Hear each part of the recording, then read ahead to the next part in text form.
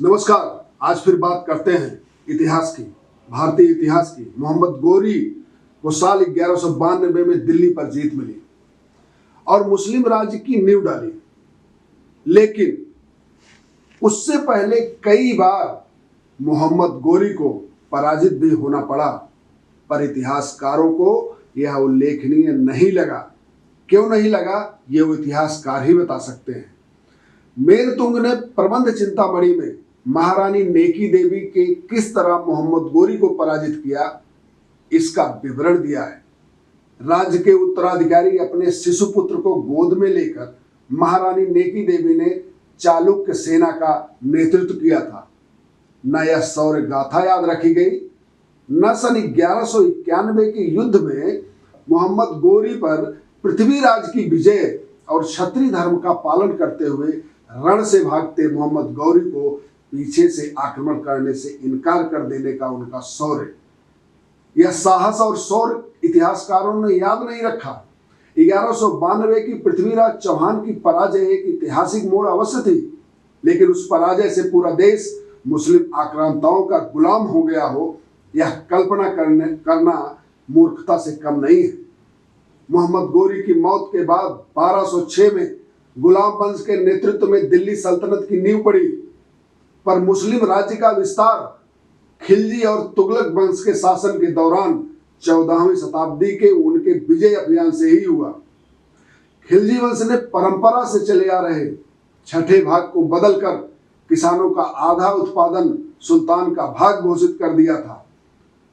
खिलजी और तुगलक सेनाओं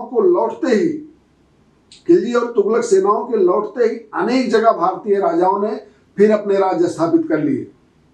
इसी क्रम में दक्षिण में श्रृंगेरी आचार्य विद्यारण स्वामी के मार्गदर्शन में विजयनगर राज्य की नींव पड़ी, जिसने दक्षिण के एक बड़े भाग को 1336 से लेकर 1646 तक और बाद में उससे निकले नायक शासकों ने विदेशी आधिपत्य और उत्पीड़न से बचाए रखा।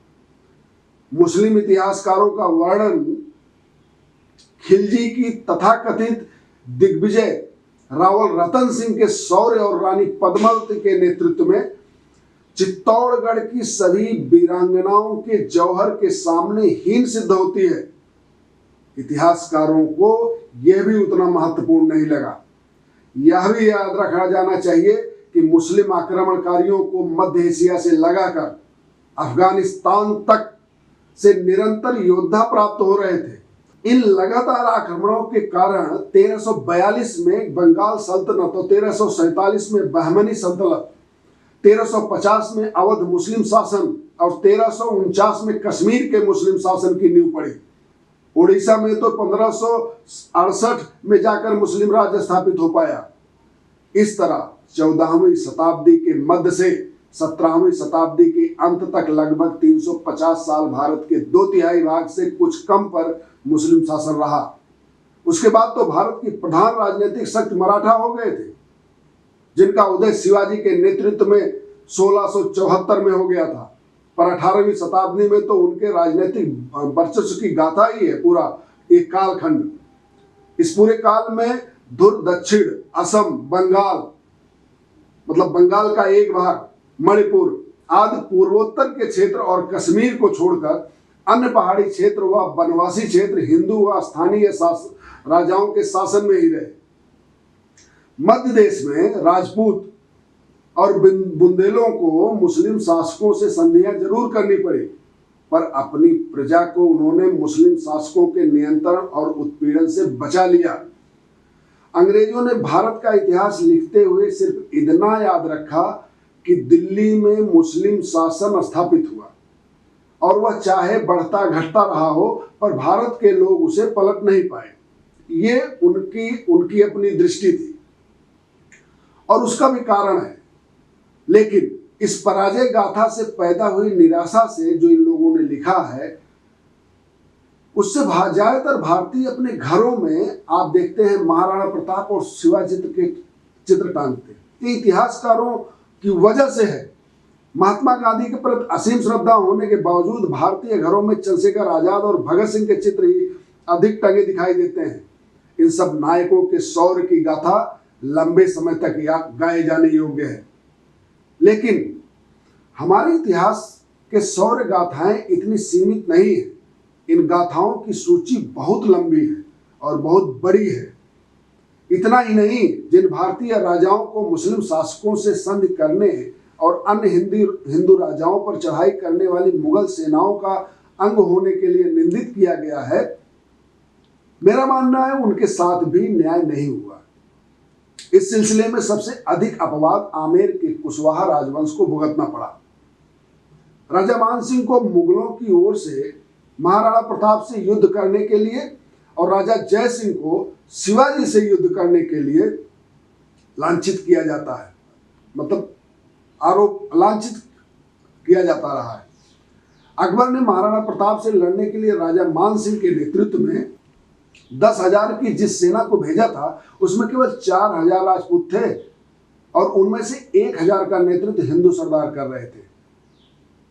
यह तथ्य हमें याद रखना पड़ेगा और यह भी याद रखना पड़ेगा कि राजा मान सिंह पर घातक आक्रमण करने के बावजूद घायल होने पर महाराणा प्रताप युद्ध क्षेत्र से सकुशल निकल गए। इसमें मान सिंह प्रत्यक्ष या अप्रत्यक्ष सहायक न हुए होते तो अकबर ने युद्ध के बाद उनसे बात करना बंद न कर दिया होता। मान सिंह या बाद में जय सिंह को लगता था कि उस समय मुगल सेनाओं से लड़कर नहीं, संधि कर ही अपने प्रजा की रक्षा की जा सकती है। यह भी याद रखिए कि शिवाजी से लड़ने के लिए औरंगजेब ने अपने अनेक योद्धा भेजे थे, लेकिन राजा जय सिंह को छोड़कर कोई शिवाजी से पार नहीं पा सका था। इसलिए जय सिंह का शौर्य कम नहीं था। राजपूतों का राज्य भारतीय योद्धाओं और व्यापारियों की सरल स्थली तो था ही, उसका संचालन भारतीय राजधर्म की परंपरा से ही होता रहा है। भारतीय इतिहास को समझने के लिए राजधर्म के महत्व को समझना आवश्यक है। राजा का सबसे बड़ा धर्म अपनी प्रजा की रक्षा ही है। भारत के लोगों ने मुस्लिम शासकों को अवज्ञा और तिरस्कार से देखा तो केवल इसलिए नहीं कि वो विदेशी या विधर्मी थे, बल्कि इसलिए कि उन्होंने राजधर्म की सभी मर्यादाओं का उल्लंघन किया था। इसने न केवल मराठा राज्य को पैदा किया, बल्कि बाद के जाट आदि राज्य भी राजधर्म की पुनर्स्थापना के लिए ही उत्पन्न हुए। आज बस इतना ही। भारतीय इतिहास पर और भी बात करेंगे। धन्यवाद।